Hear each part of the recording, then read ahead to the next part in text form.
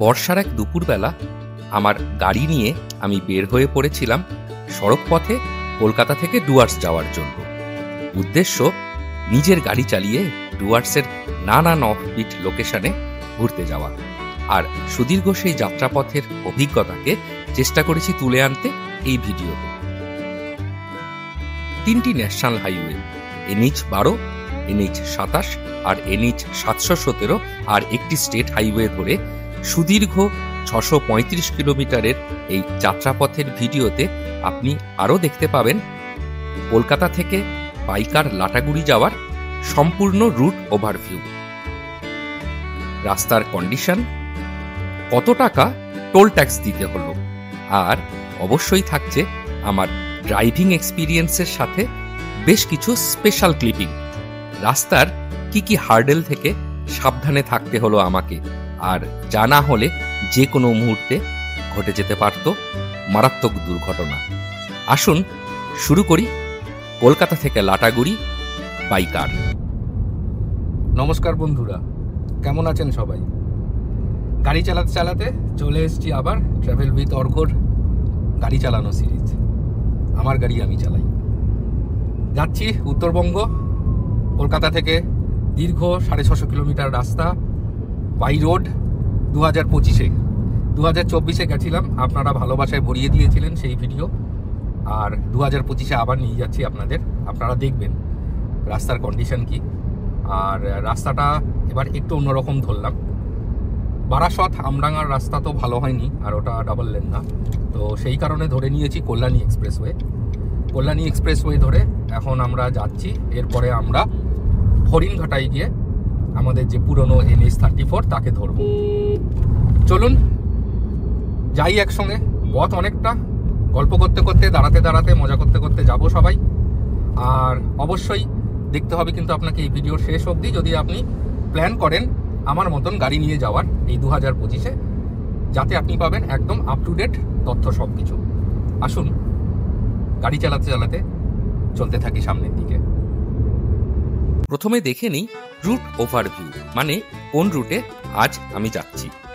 দক্ষিণ কলকাতায় আমার বাড়ি থেকে রওনা হয়ে বারাসত, রানাঘাট, কৃষ্ণনগর, বহরমপুর, ফারাক্কা, মালদা, রায়গঞ্জ হয়ে সড়কপথে লাটাগুড়ির দূরত্ব 635 কিলোমিটার। আর যেহেতু এবার আমি কলকাতা থেকে রওনা হলাম প্রায় দুপুর 1টার সময়, তাই বারাসতের ট্রাফিক ও আমডাঙ্গার সিঙ্গেল লেনের রাস্তা অ্যাভয়েড করতে আমি বেছে নিলাম কল্যাণী এক্সপ্রেসওয়ে। টিপটিপ বৃষ্টির ভেতর কলকাতা থেকে বের হয়ে দমদমের 2.5 নম্বর গেট ধরে এসে পড়লাম যশোর রোডে। বেলঘরিয়া এক্সপ্রেসওয়ের সিগন্যাল পার করে সোজা এগিয়ে বিরাটি পার করে বাঁ দিক বেঁকে আমি ধরলাম মুজাফফর আহমেদ সড়ক।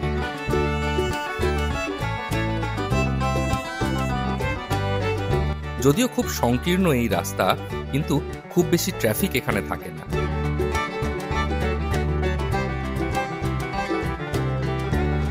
আর এই রাস্তায় একটু পরে আমাকে তুলে দিল কল্যাণী এক্সপ্রেসওয়েতে।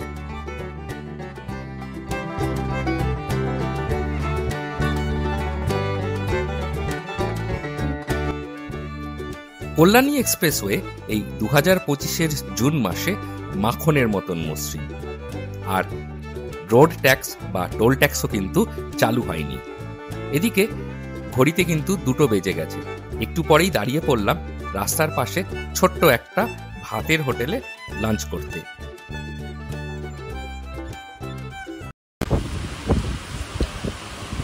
কল্যাণী এক্সপ্রেসওয়েতে ওঠার পরে দাঁড়িয়ে পড়েছি রাস্তার পাশে ভাত খেতে, কারণ বের তো হয়েছি একটা অড টাইমে, দুপুরবেলা 12:30টার সময়, আর ঘড়ির কাঁটা 2টো ক্রস করে গেছে। আপনারা জানি না কি বলবেন, বা আপনাদের পার্সোনাল চয়েসটা কি জানি না, আমার কিন্তু এই রাস্তার পাশের ভাতের হোটেলে থালি সিস্টেমের ভাত কিন্তু দারুণ লাগে। আনলিমিটেড ডাল ভাত তরকারি, তার সাথে মাছের ঝোল। আর সত্যি কথা বলতে এই রাস্তার পাশে এই হোটেলগুলো কিন্তু চলে প্রচুর, কাজে এখানে কিন্তু খেয়ে শরীর খারাপ করেছে আজ অব্দি এরকম সিচুয়েশন হয় না।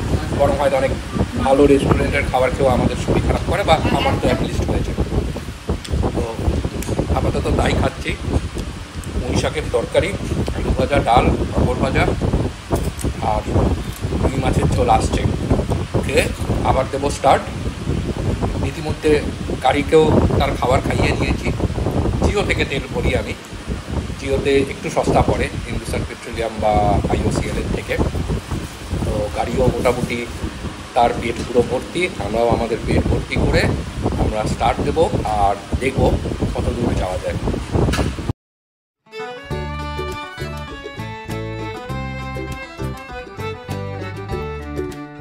লাঞ্চ করে রওনা হলাম।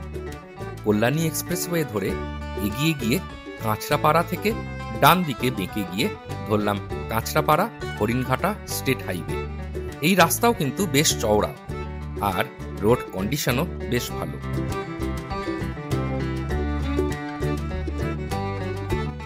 এই স্টেট হাইওয়ে খানিক পরে আমাকে তুলে দিল বড় জাগলি মোড়ের NH-12-এ।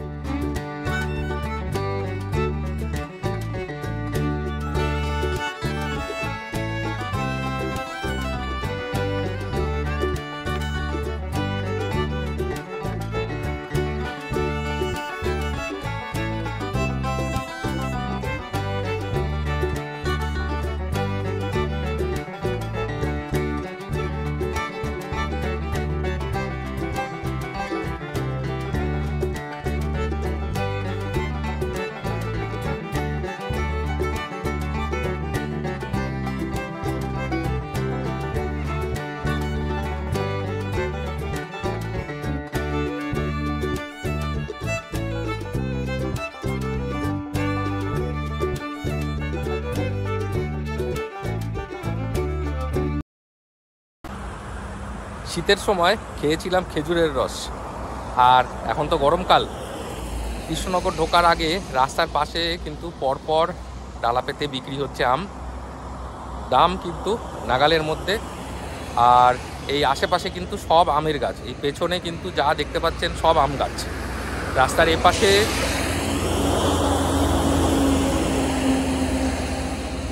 রাস্তার এপাশেও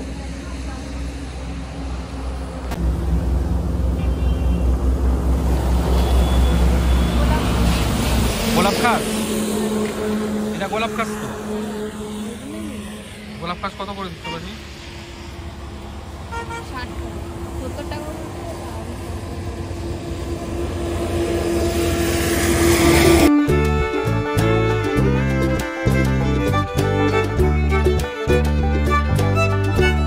আম খেয়ে ও আম কিনে রওনা হয়ে এরপর পার হলাম কৃষ্ণনগর। ফ্লাইওভার আর বাইপাসের কল্যাণে টেরি পাওয়া গেল না কখন কৃষ্ণনগর পার হয়ে গেল। টিপটিপ বৃষ্টিকে সঙ্গী করে গাড়ি হুহু করে ছুটে চলল বহরমপুরের দিকে।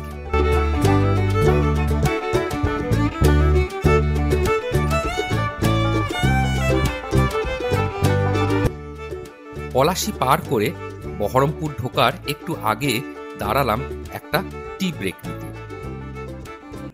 প্রায় বহরমপুর, সময় ঘড়িতে 5টা। মুর্শিদাবাদ জেলায় ঢোকার পরে গাড়ির স্পিড একটু কমাতে হয়েছে, কারণ প্রচণ্ড ট্রাফিক। সেই টোটো, ভ্যান, তারপরে রাস্তার মধ্যে যেটা গার্ড দেওয়া থাকে সেই গার্ড ইত্যাদি নানা রকম বাধা কাটিয়ে এগিয়ে চলেছি। আর আপাতত দাঁড়িয়েছি একটা টি ব্রেক নেওয়ার জন্য। একটা ছোট্ট চা ব্রেক, ঘড়িতে 5টা। দেখছি কতটা এগিয়ে যাওয়া যায়।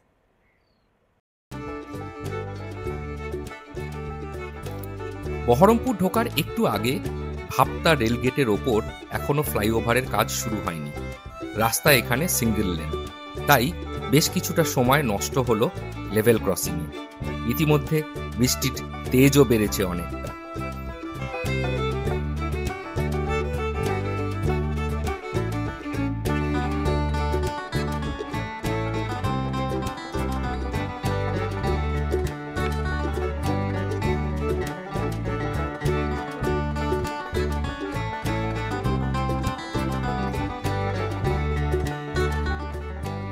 বহরমপুর বাইপাস পার করে উঠে পড়লাম ভাগীরথী ব্রিজে।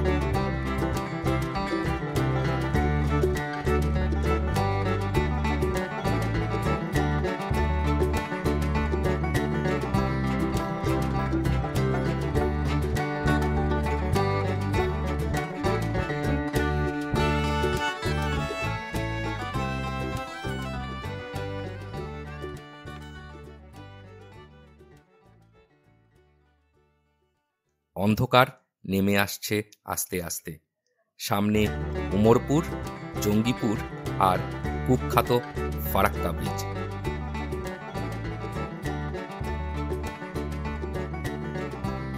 বৃষ্টি এদিকে কিন্তু হয়েই চলেছে, আর তার মধ্যে উল্টো দিকে লেন ভেঙে আসা নানা রকম ছোট 4 চাকার গাড়ি, লরি, বাইকের তীব্র হেডলাইটের সাথে সাপ লুডো খেলতে খেলতে আমি ফাইনালি পৌঁছে গেলাম ওমরপুর।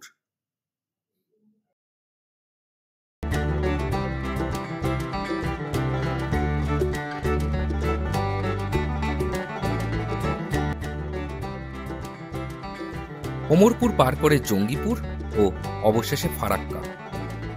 বিশাল লম্বা ট্রাকের লাইন, কিন্তু তাদেরকে বাঁ দিক দিয়ে টপকে আমি উঠে পড়লাম ফারাক্কা ব্রিজে। তখনও পেছনের ট্রাকের লাইন কিন্তু ছাড়া পড়েনি।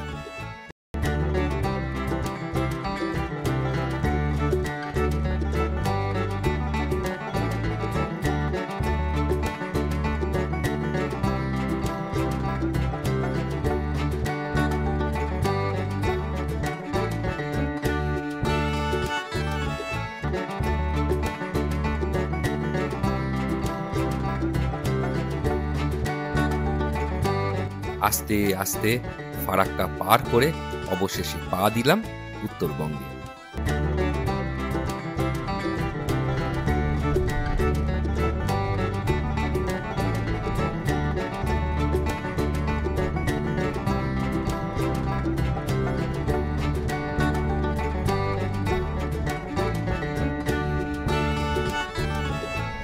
মালদা বাইপাস পৌঁছে আমি ডিসিশন নিলাম যে আজ আর গাড়ি চালাবো না। রাত এদিকে প্রায় 9:30, আর টায়ার্ডও লাগছে খুব, তাই আজ না হয় থেকে যেই মালদা। তাই বাইপাস থেকে কিছুটা বাঁ দিক বেঁকে মূল যে মালদা শহর ঢুকে পড়লাম সেখানে।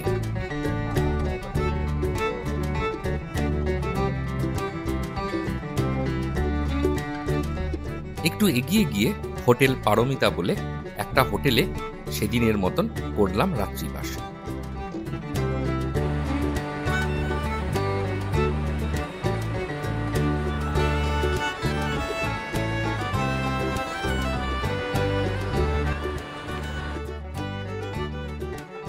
সকাল 5:30 আবার রওনা হলাম মালদা থেকে।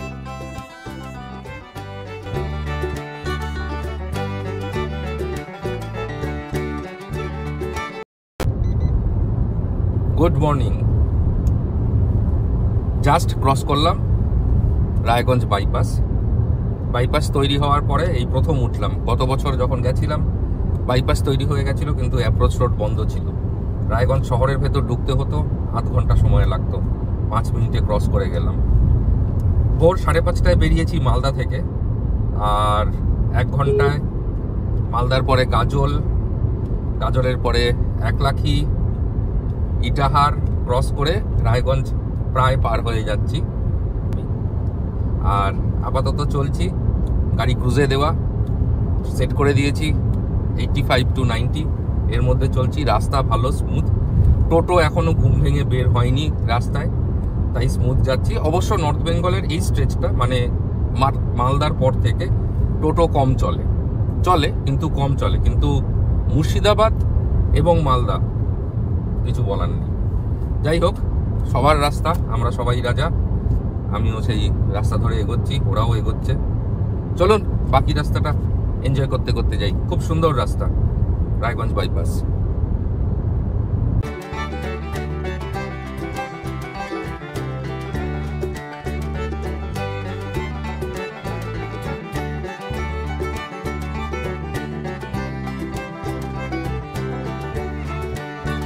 রায়গঞ্জ পার করে এলো ডালখোলা, আর আমি NH-12 ফেলে ধরে ফেললাম এবার NH-27।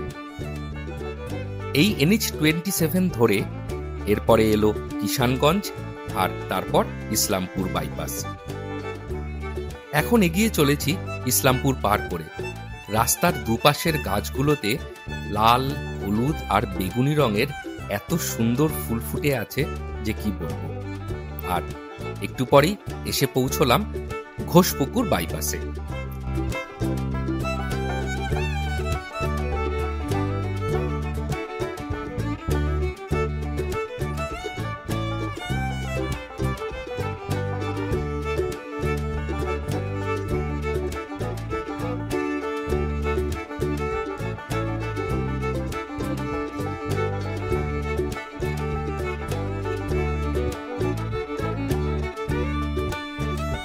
ইসলামপুরের পরে ঘোষপুকুর বলে আছে একটি জায়গা, সেই ঘোষপুকুর থেকে ডান দিকে রাস্তা গেছে বেঁকে। সেই রাস্তা কিন্তু আপনাকে শিলিগুড়ি শহর বাইপাস করে নিয়ে এসে তুলে দেবে ফুলবাড়ি বলে একটি জায়গায়। এই ফুলবাড়ি হচ্ছে শিলিগুড়ি আর জলপাইগুড়ির মাঝামাঝি। এই রাস্তা ধরে আসলে যেটা সুবিধে হচ্ছে, শিলিগুড়ি শহরে কিন্তু প্রচণ্ড প্রচণ্ড প্রচণ্ড ট্রাফিক। যদি আপনি ডুয়ার্সে যাচ্ছেন, ধরুন আপনি লাটাগুড়ি যাচ্ছেন, আপনি কেন শিলিগুড়ি ঢুকবেন? আপনি ধরে নেবেন এই ঘোষপুকুর ফুলবাড়ি বাইপাস, যেটি আমি ধরেছি। আর এতে সময় বাঁচবে, পথ বাঁচবে, পেট্রোল বাঁচবে, আর অনেক তাড়াতাড়ি পৌঁছানো যাবে গন্তব্যে। আর এই টোটাল রোড ট্রিপটা কেমন লাগলো? নিশ্চয়ই খারাপ লাগেনি। যদি ভিডিওটি ভালো লাগে তাহলে অবশ্যই শেয়ার করবেন বন্ধুবান্ধবদের মধ্যে। আর এখনও যদি আমার চ্যানেল সাবস্ক্রাইব না করে থাকেন তাহলে কিন্তু বেশ খানিকটা দেরি হয়ে গেছে, অনেক ভালো ভালো ভিডিও মিস হয়ে গেছে। করে ফেলুন চ্যানেলটি সাবস্ক্রাইব, দেখে ফেলুন পুরনো ভিডিও, আর সঙ্গে থাকুন আগামীর ভিডিওর জন্য।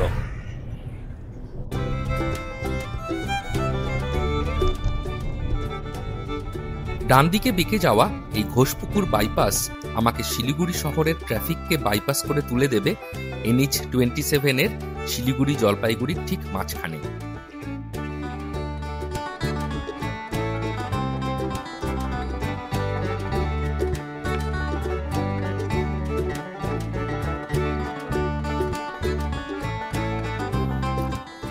ঘোষপুকুর ফুলবাড়ি বাইপাস ধরে এসে পৌঁছলাম NH-27 এর শিলিগুড়ি জলপাইগুড়ির ঠিক মাঝখানটায়। এখান থেকে জলপাইগুড়ি শহর আরও 40 কিলোমিটার আর লাটাগুড়ি আরও 30 কিলোমিটার, মানে মোট 70 কিলোমিটার রাস্তা এখনো কিন্তু আমাকে যেতে হবে। জলপাইগুড়ি শহরে ঢোকার মূল রাস্তাকে বাইপাস করে এগিয়ে চললাম লাটাগুড়ির দিকে।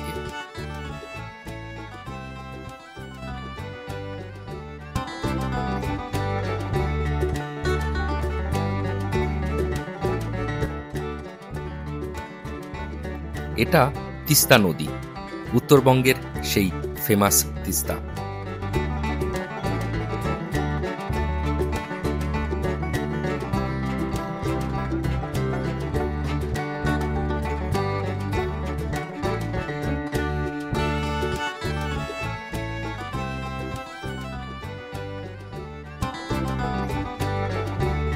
তিস্তাকে পেছনে ফেলে মেন রোড থেকে এবার নেমে গেলাম একটু বাঁদিকে।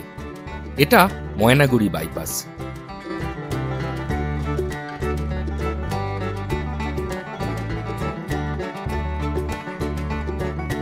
পথে পড়বে ছোট্ট একটা গঞ্জ, তার নাম দোমোহনী।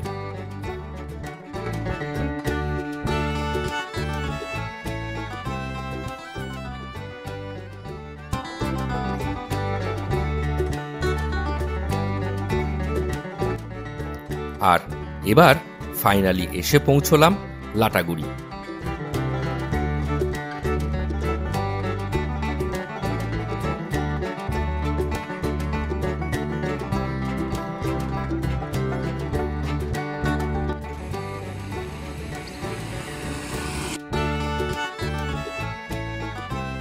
এবার স্নান করে লম্বা একটা ঘুম, আর তারপর কাল থেকে বের হয়ে পড়বো ডুয়ার্স ঘুরতে। আর এর পরের পর্বে কিন্তু তুলে আনবো ডুয়ার্সের দারুণ কিছু অফবিট জায়গার ভিডিও। আর সেই ভিডিও দেখতে হলে অবশ্যই কিন্তু চোখ রাখতে হবে আপনাকে আমার চ্যানেলে। ততক্ষণ ভালো থাকবেন সকলে, ধন্যবাদ।